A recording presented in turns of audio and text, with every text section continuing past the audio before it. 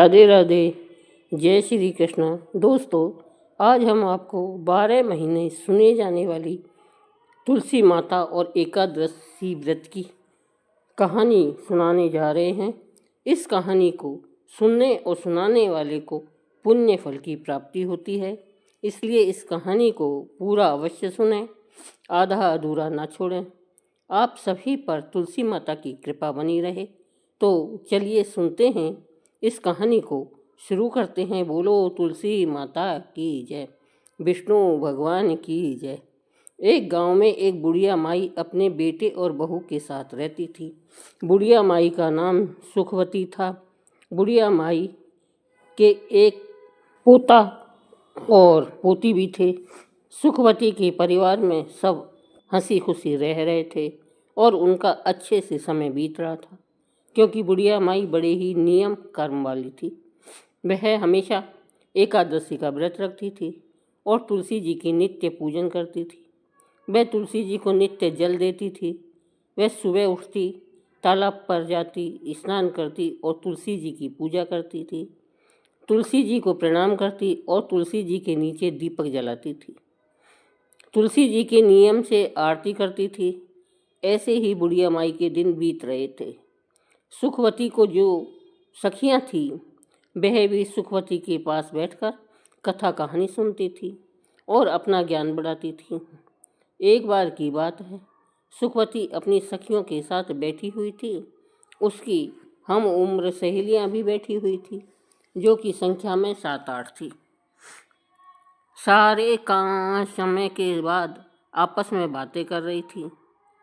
तब उनमें से एक बुढ़िया माई से कहने लगी कि सुखवती सखी, हम सोच रहे हैं कि क्यों न हम लोग द्वारकाधीश चले। द्वारकाधीश की यात्रा करने का बड़ा ही मन हो रहा है। तो उनमें जितनी भी औरतें बैठी थी, जो कि सुखवती की सखी थी, सब कहने लगी, अरे यह तो बहुत अच्छी बात है, हमें अपने जीवन में द्वारकाधीश के दर्शन जरूर करने चाहिए। इसलिए चलो अब की बार हम सभी द्वारकाधीश चलते हैं। जब सब सखियां पूछने लगी कि बुढ़िया माई तुम भी बताओ, क्या तुम चलोगी द्वारकाधीश? उन सखियों में कुछ कम उम्र की थी, जो बुढ़िया को माई कहकर बुलाती थी। बुढ़िया माई का द्वारकाधीश की यात्रा करने का बड़ा मन था। इसलिए बुढ़िया माई कहने लगी, सखियों, पहले मैं अपने बेटे से पूछूंगी और तब मैं आप लोगों को बताऊंगी। अब बुढ़िया माई घर पर आ गई। बुढ़िया माई का जो बेटा था, वह अपना नौकरी करता था। जब वह शाम को घर आया तो बुढ़िया माई के जो पोते पोतियाँ थी, वे बुढ़िया माई के लिए खाना लेकर गए। तो बुढ़िया माई ने खाना खाने से इनकार कर दिया और कह दिया कि आज मेरा मन नहीं है। उधर जब बुढ़िया माई का बेटा खाना खाने लगा तो उसने अपनी पत्नी से पूछा कि क्या मेरी माँ ने खाना खा लिया है? तब उसकी पत्नी ने कहने लगी, देखो जी, आपकी माँ ने आज खाना वापस भिजवा दिया है और कहने लगी कि मेरा खाने का मन नहीं है। यह सुनते ही बुढ़िया माई का बेटा, जिसका नाम मुरली था, वह अपनी माँ के पास गया और जाकर कहने लगा, माँ क्या बात है, आज तुमने खाना क्यों नहीं खाया? तब बुढ़िया माई कहने लगी, बेटा आज मेरा मन नहीं है। तब बेटा बोला, क्या माँ, आपकी कहीं तबीयत तो खराब नहीं है? अगर कोई परेशानी है तो मुझे बताओ, मैं अभी वैद्य जी के पास जाकर आपको ले चलता हूँ। तब बुढ़िया माई कहने लगी, नहीं बेटा, मुझे कोई परेशानी नहीं है, बस मेरा मन द्वारकाधीश की यात्रा करने को हो रहा है। तब बेटा बोला, माँ खुलकर बताओ बात क्या है? तब बुढ़िया ने शाम को हुई अपनी सखियों के बीच की सारी बातें अपने बेटे को बता दी कि बेटा, मेरी 8-10 सखियाँ द्वारकाधीश की यात्रा पर जा रही हैं और मेरा मन भी बड़ा मन हो रहा है कि मैं भी द्वारकाधीश की यात्रा पर जाऊं। इतनी बात सुनकर बेटा बोला, माँ तो कोई बात नहीं, इसमें इतना सोचने की क्या बात है, मैं तुम्हारा यात्रा का जाने का प्रबंध कर देता हूँ, तुम यात्रा पर चली जाओ। तो बुढ़िया माई बेटे के मुँह से यह सुनकर बड़ी खुश हुई और वह अपने द्वारकाधीश का ध्यान करने लगी और वह कहने लगी, बेटा पर मेरी एक और चिंता है। तब बेटा बोला, माँ बताओ क्या बात है? और तब माँ बोली, बेटा अगर मैं द्वारकाधीश की यात्रा के लिए जाऊंगी तो कम से कम 4-5 दिन तो लगेंगे ही, और फिर उसके बाद मेरी जो आंगन में तुलसी रखी है उसे कौन सींचेगा, उसकी कौन पूजा पाठ करेगा और कौन उसकी आरती करेगा। तब बेटा बोला, माँ तुम चिंता मत करो, वह सब तुम्हारी बहू कर लेगी, मैं उससे बोल दूंगा, वह तुम्हारी तुलसी जी की पूजा कर लेगी। अब बुढ़िया माई निश्चिंत हो गई और वह कहने लगी, ठीक है बेटा। और अगली सुबह बुढ़िया माई की द्वारकाधीश जाने की तैयारी होने लगी। अब बुढ़िया माई का बेटा अपनी पत्नी से बोला कि सुनो भाग्यवान, मेरी माँ द्वारकाधीश की यात्रा पर जा रही है, इसलिए मेरी माँ के लिए काजू बादाम के अच्छे से लड्डू बना दो ताकि रास्ते में मेरी माँ को कोई परेशानी न हो। जो बुढ़िया की बहू थी वह मन ही मन सोचने लगी, मुझे तो एक दिन के लिए भी मायके जाने नहीं देते हैं और उनके काम बिगड़ते हैं, और अब देखो बुढ़िया माई आराम से 4-5 दिन की यात्रा के लिए जा रही है। चलो, यात्रा के लिए जा रही है वह तो ठीक है, अब इनकी पूजा पाठ का काम भी मुझे सौंप कर जा रही है। बुढ़िया की बहू कुछ कह तो नहीं पा रही थी, लेकिन उसने मन ही मन एक साजिश रची। उसने अपने पति से तो बोल दिया, ठीक है मैं माँ के लिए गोंदगिरी और बादाम काजू के लड्डू बना दूंगी और उन्हें एक डिब्बे में भर के माँ जी को दे दूंगी। बेटा तो सुबह नौकरी पर चला गया और जो बुढ़िया की बहू थी उसने क्या किया कि जो तुलसी जी का गमला था जिसमें तुलसी लगी हुई थी उसमें से उसने तुलसी जी को जड़ से उखाड़ दिया और जड़ सहित उसे एक पीतल के डब्बे में भर दिया और अपनी सासू माँ को थैली में रख कर दे दिया और बोली, ये लो माँ जी, इसमें गोंदगिरी के और काजू बादाम के लड्डू है, आप इन्हें रास्ते में खा लेना। और बुढ़िया माई अपने बेटा बहू को आशीष देती हुई अपनी तीर्थ यात्रा के लिए चलते समय अपनी बहू से बोली, बेटी मेरी तुलसी जी का ध्यान रखना। बहू बोली, ठीक है माँ जी, आप बेफिक्र होकर जाइए। अब बुढ़िया माई ने तो आशीर्वादों की झड़ी लगा दी। वे कहने लगी, बहू ने तो मुझे काजू बादाम के लड्डू बना कर दिए हैं। वह कहने लगी, दूधो नहाओ पूतो फलो, लाखों में बैठो करोड़ों में उठो, दिन दूनी रात चौगनी तरक्की करो। उसके मुंह से तो आशीष फूट रहे थे और उधर सौभाग्यवती रहो, मेरे बेटे का अच्छा काम चले। अब वह तरह तरह के आशीर्वाद देती हुई बुढ़िया माई अपनी सखियों के साथ जा मिली। अब सारी सखियां और बुढ़िया माई द्वारकाधीश की पैदल यात्रा कर रही थी। यात्रा करते करते उन्हें शाम हो गई। शाम के समय जब वह थक गई तो एक जगह उन्होंने देखा, वहां पर बैठकर वह विश्राम करने लगी और अपना खाने पीने के लिए जो सामान लाई थी सब निकाल कर खाने लगी। तब बुढ़िया माई ने अपना डब्बा खोल कर देखा तो उसमें घी से बने काजू बादाम के लड्डू भरे थे। बुढ़िया माई ने आधा लड्डू खुद खाया और आधा लड्डू सब सखियों में बांट दिया और भगवान को भोग भी मन ही मन में लगा दिया। अब सब सखियाँ कहने लगी, अरे सुखिया, क्योंकि उसका नाम सुखवती था तो सब सुखिया भी कहते थे, अरे तुम्हारी बहू तो बहुत अच्छी है, देखो तुम्हारी बहू तुम्हारा कितना ख्याल रखती है, तुम्हारी बहू ने तुम्हारे लिए घी के लड्डू बना कर रख दिए हैं। और तुलसी माता को याद कर रही थी। चलते चलते अब वह सारी सखियाँ द्वारकाधीश पहुँच गई। तो जब वहाँ पहुँची तो शाम का समय हो रहा था। शाम का समय तो था तो वहाँ पर बहुत लंबी भीड़ लगी हुई थी, लंबी लाइन लगी हुई थी द्वारकाधीश के दर्शन करने के लिए। तो बुढ़िया माई मन ही मन सोचने लगी, आंख बंद करके ही, प्रभु जी इतनी लंबी भीड़ है, अगर मुझे आपके दर्शन नहीं हुए और पट बंद हो गए तो मेरा आना तो यहाँ बेकार हो जाएगा। तभी बुढ़िया माई द्वारकाधीश से मन ही मन अपनी प्रार्थना कर रही थी, हे प्रभु एक बार जीवन में मुझे दर्शन दे दो, मैं बड़ी दूर से आपके दर्शन के लिए पैदल चल कर आई हूँ। हे प्रभु हे प्रभु आपके दर्शन की प्यासी हूँ। अब बुढ़िया माई की आँख खुली तो देखा उसने एकदम से चमत्कार हो गया। वह तो लाइन में सबसे आगे खड़ी थी और द्वारकाधीश जी सामने थे। बुढ़िया माई की तो हैरानी का ठिकाना नहीं रहा, कहाँ तो वह सबसे पीछे थी और कहाँ वे लाइन में सबसे आगे हो गई। पंडित जी सबका प्रसाद चढ़ा रहे थे। मैंने अपना डब्बा खोलकर देखा तो उसमें एक लड्डू और एक तुलसी जी की पत्ती रखी हुई थी। अब बुढ़िया माई वही लड्डू और तुलसी जी की पत्ती द्वारकाधीश को चढ़ाने के लिए यानी भोग लगाने के लिए पुजारी को थमा दी। फिर मन ही मन बुढ़िया माई सोचने लगी, हे प्रभु, यहाँ तो एक से एक अमीर सेठ आए हुए हैं, महंगी से महंगी मिठाइयाँ लाए हुए हैं, लेकिन मेरी मिठाई का कहाँ नंबर आएगा जो द्वारकाधीश मेरी मिठाई का भोग लगाएंगे। मन में भगवान को याद कर रही थी, हे प्रभु, मेरे भी लड्डू का भोग लगाओ और मुझे निहाल करो। बुढ़िया माँ ने आंखें खोली तो उसकी आंखें आश्चर्य से फैल गई।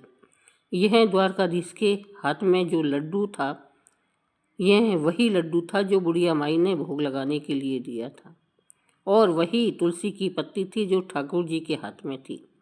अब तो वो बुढ़िया माई बड़ी प्रसन्न हुई। वह तो गदगद हो गई कि प्रभु ने मेरा भोग स्वीकार कर लिया है। तभी जो द्वारकाधीश जी के पुजारी थे वह सबको प्रसाद दे रहे थे, तो उसने बुढ़िया माई को भी प्रसाद दिया। बुढ़िया माई ने वह प्रसाद अपने पल्लू में ले लिया और हाथ जोड़ लिए। फिर वो प्रसाद को लेकर सोचने लगी, यह प्रसाद मैं घर लेकर जाऊंगी, अपने बेटे बहू और पोते पोतियों के साथ मिलकर इसका भोग लगाएंगे और सब ग्रहण करेंगे, क्योंकि यह द्वारकाधीश का आशीर्वाद है। यह सोचकर उसने उस पीतल के डब्बे में जो भोग था, जो पुजारी जी ने भोग दिया, प्रसाद दिया था, उस प्रसाद को बुढ़िया माई ने रख लिया और बाहर आ गई। बाहर आई तो काफ़ी देर तक अपनी सखियों का इंतज़ार करने लगी। जो काफ़ी देर बाद उसकी सखियां आई तो कहने लगी, अरे, बड़ी घबराहट हो रही है, बड़ी भीड़ थी, हमें तो सही से दर्शन भी नहीं हुए द्वारकाधीश के। इतना चल कर आए हैं, इतनी धक्का मुक्की है, लेकिन वहाँ हमें दर्शन नहीं हुए हैं। कोई कहती, अरे मुझे तो थोड़ा थोड़ा सा हुए थे, बड़ी भीड़ है। सब अपनी परेशानियां गिना रही थी और बुढ़िया माई मन ही मन मुस्करा रही थी। वह कहने लगी कि मुझे तो द्वारकाधीश के बहुत अच्छे से दर्शन हुए हैं और मेरा तो भगवान ने प्रसाद भी ग्रहण किया है। इस तरीके से अब सारी सखियां अपने द्वारकाधीश की यात्रा करके अपने गांव के लिए वापस जल्दी घर पहुंचने पर बुढ़िया माई ने अपने बेटे बहू को आवाज़ लगाई। बेटा अंदर से आया और माँ के पैर छुए। बेटा को माँ ने बहुत ही आशीर्वाद की झड़ी लगा दी। जुग जुग जियो मेरे लाल, मेरी यात्रा बड़ी सफल रही। फिर कहने लगे, अरे बेटा, बहू दिखाई नहीं दे रही है, क्योंकि बेटा हाथ में पानी का गिलास लेकर खड़ा था कि माँ लो पानी पियो और आराम से बैठ जाओ। पानी का गिलास जब बेटा लेकर खड़ा था तो बुढ़िया माई पूछने लगी, बेटा बहू कहाँ गई है? तब बेटा बोला, माँ, मैंने उसे कल घर से निकाल दिया। माँ कहने लगी, बेटा यह तूने क्या अनर्थ कर दिया? मेरे जाने के बाद मैं जो 4-5 दिन की यात्रा के पर गई और तूने पीछे से बहू को घर से निकाल दिया। ऐसा क्या हुआ जो तूने मेरी बहू को घर से निकाल दिया? मेरी बहू तो बड़ी गुणी है। तब वह बेटा कहने लगा, माँ, जो तेरी बहू है ना, उसने तेरे साथ बड़ा छल किया है। मैंने उसे गोंद और बादाम काजू के लड्डू बनाने के लिए बोला था कि मेरी माँ यात्रा पर जा रही है, और उसने आंगन में लगी तुलसी को उखाड़कर उसकी जड़ समेत उस पीतल के डब्बे में भरकर तुम्हें दे दिया। अब बुढ़िया माई कहने लगी, अरे बेटा, मैंने तो डब्बा खोलकर देखा था, उसमें तो काजू बादाम के लड्डू थे और मैंने भी खाया और अपनी सखियों को भी खिलाया। तब वह कहने लगा, नहीं माँ, उसने तो यह साजिश रची थी। जब मैंने तुलसी जी की पूजा के लिए बोला तो आंगन में तुलसी नहीं थी।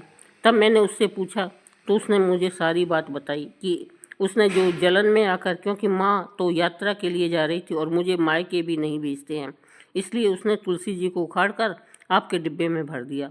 अब बुढ़िया माई कहने लगी, बेटा कोई बात नहीं, बहू ने ऐसा किया है, चलो उसकी गलती, लेकिन उसी के कारण तो मुझे द्वारकाधीश के दर्शन हुए हैं।